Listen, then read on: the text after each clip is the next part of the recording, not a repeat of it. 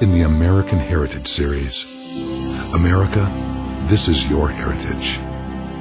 As you move forward, you finally get to 1892, and that's the first time that Democrats regain the presidency, Grover Cleveland, the House, and the Senate. They get all of that in 1892. So having regained everything in 1892, now Republicans got it under Abraham Lincoln in 1861, now Democrats get it back. They repealed every civil rights law. They repealed the Klan laws, the force laws, they repealed the anti-segregation, they repealed everything. So it's gone, and at that point is where you have the real introduction of the black codes. So since all the federal laws are off the books, now you have the southern states that start saying, we'll do a poll tax, we'll do property taxes, we'll do the grandfather clause. They go through 11 different legal ways to keep blacks from voting in the South. They had literacy tests. Alabama had literacy tests, and you think, well, what's wrong with making sure people can read before they vote? I mean, you got to read the ballot. No. These literacy tests in Alabama were over 20 pages long, and they weren't whether you could read or not. The literacy tests were things like, what rights do you have if you're indicted by a grand jury that's different from being indicted by a regular jury? Who knows the answer to that? But that's what they gave to African Americans, and they gave them such tedious tests that, of course, all blacks turned out to be illiterate. They couldn't vote. They also had what they called hide-and-seek polling places. They had Democrats vote over here, they had Republicans vote over here. Well, they would take the Republican ballots and move them around to different places throughout the day so that you couldn't find where the ballot was. So that was part of what went on. As a matter of fact, lest people think that we're really just kind of picking on stuff here, this is part of the presidential election of 1928. It starts up top. It says, what happened when the Republican Party was in power in Alabama? This is a picture of the 1872 Alabama legislature filled with whites and blacks. They go on and say, now, if you believe in white supremacy, vote the straight Democrat ticket November the 6th. This is not a pejorative. That's a statement of fact. It was not until 1944 the U.S. Supreme Court struck down the Democrat policy that said blacks cannot be elected to office as Democrat. I heard you correctly. You said 1944, not 1844. Now, the first Southern Democrat elected to Congress was in 1972, and that was Barbara Jordan, and that was Andrew Young. Now, how did they get elected out of the South as a Democrat in 1972? Because the Supreme Court had just issued a ruling that told the Democrat legislature of Georgia and the Democrat legislature of Texas to redraw lines so that a black could be elected. They gerrymandered lines to keep blacks from being elected. Had it not been for the Supreme Court getting involved and telling the two Democrat legislatures to redraw lines, those two blacks would not have been elected. So the whole black history aspect, it's a very partisan thing, but we hear nothing about it today, but it is so well documented. Although history is clear that there have been major differences in how political parties treated black Americans, neither party is completely blameless in all of its actions, nor have all the leaders in a party always been good or always been bad. Understanding this truth, Representative Robert Brown Elliott, even though he was a strong Republican leader in his day, wisely advised, I am a slave to principles. I call no political party master. I have ever most sincerely embraced the democratic and representative ideal, not indeed as represented or professed by any political party, but by its true significance, as transfigured in the Declaration of Independence and in the injunctions of Christianity. Elliott's admonition is wise. Align with political candidates that conform to what he called the injunctions of Christianity.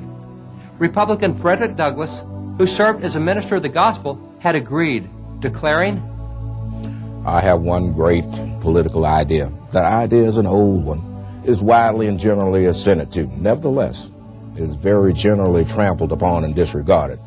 The best expression of it I found in the Bible. It is in substance, righteousness exalteth a nation. Sin is a reproach to any people. Proverbs 14:34. Now this constitutes my politics, the negative and positive of my politics, and the whole of my politics. I feel it my duty to do all in my power to infuse this idea into the public mind that it may be practiced. Douglass was right. As citizens, we must vote righteously. And by the way, this first assumes that we are voting. This responsibility to vote and to vote righteously has been made clear from generation to generation. One such voice heralding this responsibility was that of Charles Finney. Finney was a famous American revivalist, a leader in the American revival movement called the Second Great Awakening. He was also the president of a college that even decades before the Civil War admitted both black and white students as equals. Reverend Finney wisely admonished, "The time has come that Christians must vote for honest men and take consistent ground in politics. Christians have been exceedingly guilty in this manner, but the time has come when they must act differently." Christians seem to act as if they think God does not see what they do in politics, but I tell you, He does see it, and He will bless or curse this nation according to the course Christians take in politics. So when voting, no vote should be cast solely on the basis of any party. The values of each individual candidate must be examined using the standard of biblical righteousness cited by Frederick Douglass, the principles of Christianity as cited by Robert Brown Elliott, and an awareness that voters will answer to God for their vote as pointed out by the Reverend Charles Finney. I had no idea that the passage of civil rights only happened under the Republican Party, because today you would think that the Democratic Party would be the one that was really fighting for the civil rights, and so it's again been changed 180 degrees in my mind. Matt, what you just said about, well, Republicans passed all these civil rights laws, immediately people think, no, wait a minute, time out, that's not right. 1964, the Civil Rights Act, 1965, the Voting Rights Act, that was done by Democrat President Lyndon Baines Johnson. All right, let's talk about that for a minute. Okay. You go back to the 64 Voting Rights and Civil Rights Act, 64 first and Civil Rights, 65 on voting rights. That was really introduced by Democrat President John F. Kennedy. It was introduced as a result of the riots that occurred in Birmingham. We're having all this racial tension and riots, and he said, we got to do something about this.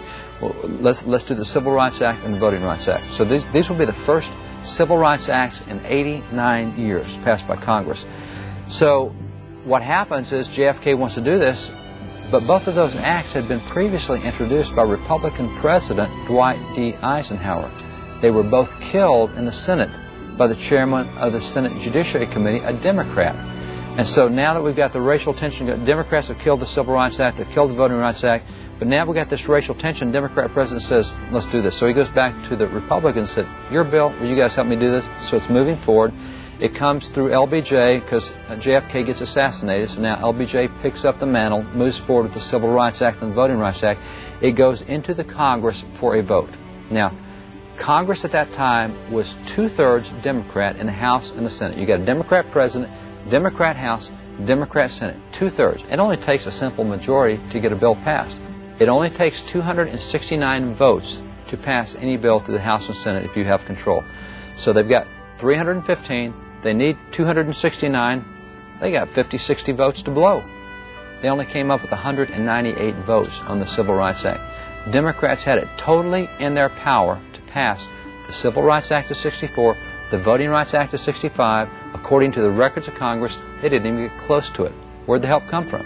It came from Republicans who overwhelmingly, who voted nearly 83% of Republicans voted for those two acts, only 62% of Democrats voted for those two acts.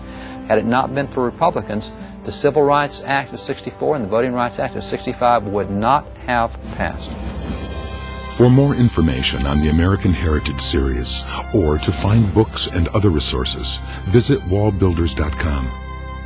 Through the American Heritage Series, renowned historian David Barton communicates our nation's forgotten, godly foundations and encourages us to once again view history through a truthful lens.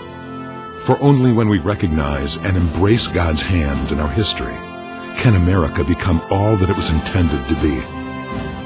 Through Wall Builders, historian David Barton seeks to rebuild the walls of America's unique religious, moral, and constitutional heritage by educating the public and encouraging people of faith to become active in strengthening America's great foundations. For more information on how you can become involved, visit wallbuilders.com.